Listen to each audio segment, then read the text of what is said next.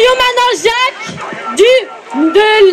membre du bureau national de l'association France-Palestine Solidarité.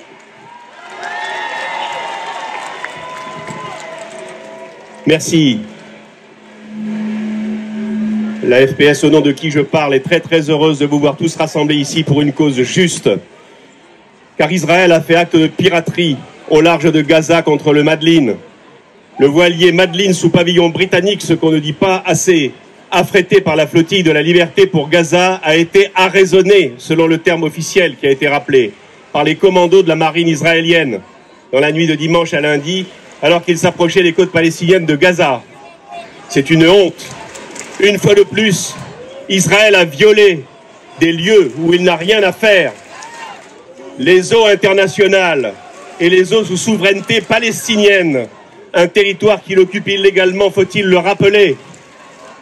Après plusieurs approches des drones et de navires militaires, après avoir été aspergé et recouvert de peinture blanche, le navire de la solidarité internationale a été stoppé, ses communications coupées, ses passagers et ses passagères arrêtés. Il est probable qu'il et elle aient été conduits manu militari par la marine israélienne jusqu'au port d'Ashdod, où il et elle risquent d'être emprisonnés et interrogés avant d'être expulsés.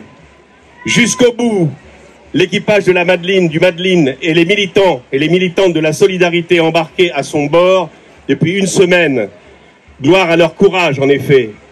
Ils tentaient d'ouvrir une brèche dans le blocus maritime et le siège de la bande de Gaza et n'auront pas cédé aux pressions et aux menaces des autorités d'occupation israéliennes pour les obliger à rebrousser chemin, ce qu'ils et elles n'ont pas fait.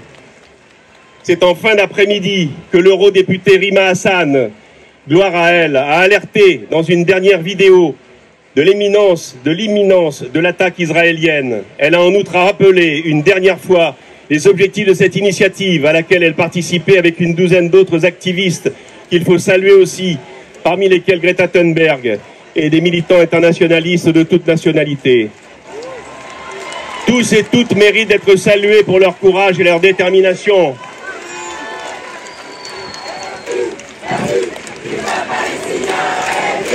La lutte du peuple palestinien est vive. La lutte du peuple palestinien est vive. Oui, vive la résistance du peuple palestinien.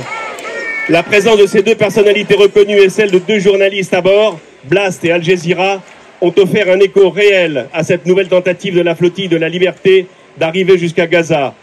Mais c'est évidemment la situation totalement tragique et inhumaine imposée depuis 20 mois à la population de Gaza par les génocidaires de Tel Aviv qui lui donnait une portée à la fois symbolique et politique importante,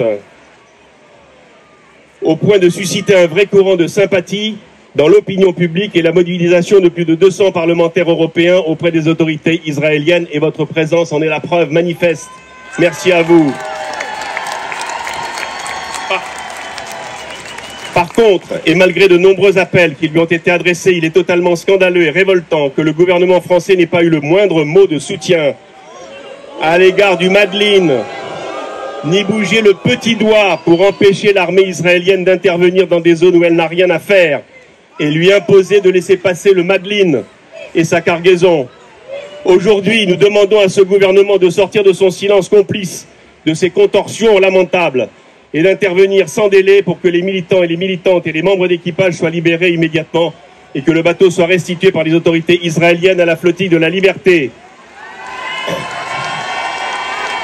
L'association France-Palestine Solidarité apporte son total soutien à Greta Thunberg, à Rima Hassan, à tous les ressortissants allemands, français, brésiliens, turcs, suédois, espagnols et néerlandais retenus par Israël depuis cette nuit. Elle exige leur libération immédiate et appelle ses adhérents à participer à tous les rassemblements de soutien qui se mettront en place en France dans les heures et les jours qui viennent. Car ce qui est visé à Gaza, c'est la fin, l'extermination du peuple palestinien. C'est la fin du droit international humanitaire.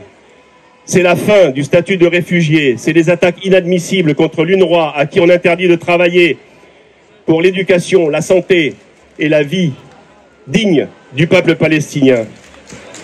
C'est le système social, politique, fraternel du peuple palestinien qui est visé par Israël.